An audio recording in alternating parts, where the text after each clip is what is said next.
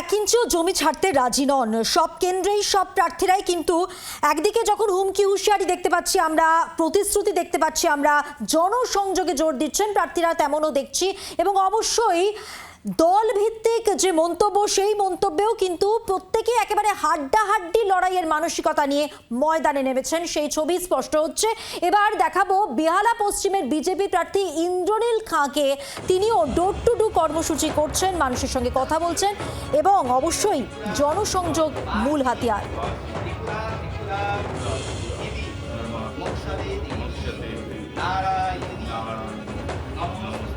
কটাক্ষ করে বলেছেন চাকরি চোরদের ভোট দেবে না মানুষ। বেহালা পশ্চিমের বিজেপি প্রার্থী ইন্দ্রনীল খাঁ তিনি প্রচার কর্মসূচিতে রয়েছেন এবং মন্দিরে গিয়েছেন।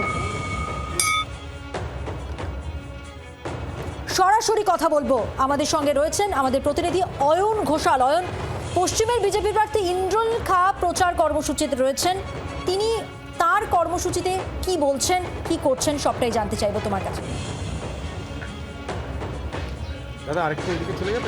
দেখো, এখানে আমরা যে ছবি দেখতে পাচ্ছি এই মুহূর্তে, সেটা হচ্ছে বেহালা বরিশা চণ্ডী মন্দির। এই চণ্ডী মন্দিরের বাইরের ছবি আমরা একটু প্রথম দেখাবো, যেখানে কিন্তু ইন্দ্রনীল খাঁ বেহালা পশ্চিমের বিজেপির প্রার্থী, তার প্রথম দিনের প্রচারেই আমরা কর্মীদের মধ্যে একটা বড় সাড়া দেখতে পাচ্ছি।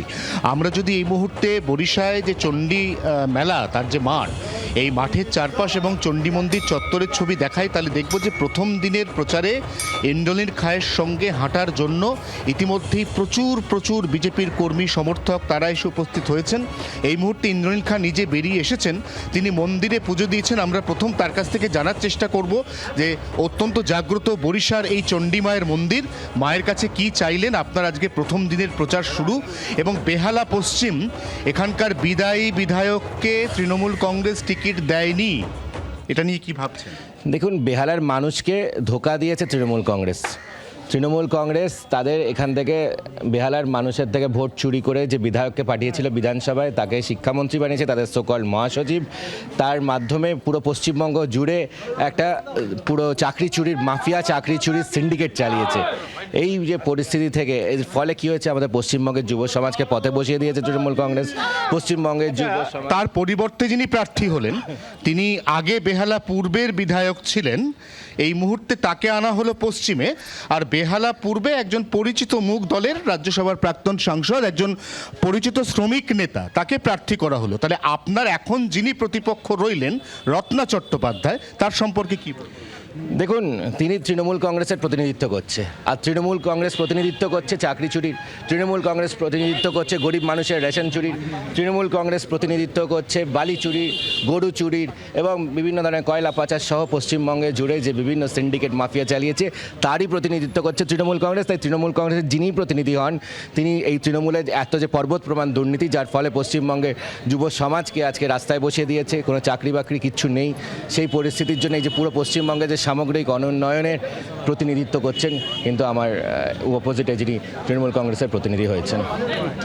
এবার আমার প্রশ্ন হচ্ছে যে এর আগে আমরা যেটা দেখেছি সেটা হচ্ছে সাংগঠনিকভাবে বেহালাতে নিঃসন্দেহে বিজেপির একটা বড় বেস রয়েছে, কিন্তু সম্প্রতি শখের বাজারের যে ঘটনা, যেখানে বিজেপির মঞ্চ ভাঙচুর হয়েছে, যেখানে চেয়ার ভাঙচুর হয়েছে, যেখানে মঞ্চের মধ্যে অগ্নিসংযোগের মতো ঘটনা ঘটেছে, সেদিন আপনারা সবাই ছুটে এসেছিলেন। সেই বেহালা পশ্চিমে দাঁড়িয়ে ভোটে লড়া, একদম এখান থেকে পুরো লড়াইটাকে মে মাসের 4 তারিখ পর্যন্ত টেনে নিয়ে যাওয়া, এটা আপনার কাছে কতটা চ্যালেঞ্জিং? দেখুন, এই চ্যালেঞ্জ পশ্চিমবঙ্গের প্রত্যেক মানুষের, সাধারণ মানুষের, বেহালাবাসীর, যাতে নির্ভয়ে প্রত্যেকে নিজের ভোটটা দিতে পারে, এটা পশ্চিমবঙ্গ জুড়ে সকল মানুষের, এবং প্রত্যেক মানুষ নিজের ভোটটা দিতে চায়, সে যে দলকেই দিক।